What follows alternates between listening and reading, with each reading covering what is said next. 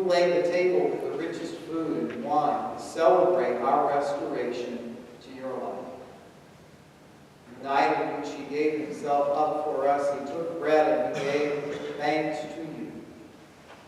He broke the bread and he gave it to his disciples, saying, "Take and eat. This is my body, which is given for you. Do this as often as you eat it in remembrance of me."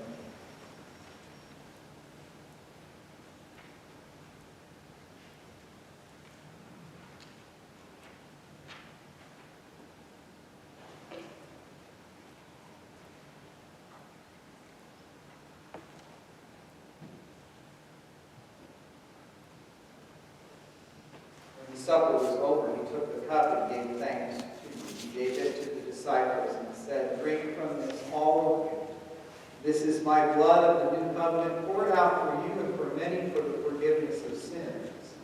Do this as often as you drink it in remembrance of me." And so in remembrance of these your mighty acts in Jesus Christ, we offer ourselves in praise and thanksgiving as a holy and living sacrifice, in union with Christ's offering for us, as we proclaim the mystery of faith. Christ has died, Christ is risen, Christ will come again. Pour out your Holy Spirit on us gathered here and on these gifts of bread and wine.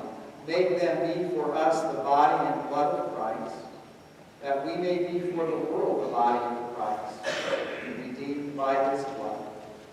By your Spirit, make us one with Christ, one with each other, and one in ministry to all the world until Christ comes in final victory, and we feast at his heavenly banquet.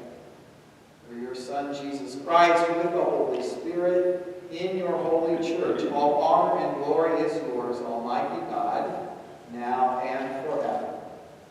Amen. Now, with the confidence of the beloved children of God, let us pray. Our Father, who art in heaven, hallowed be thy name.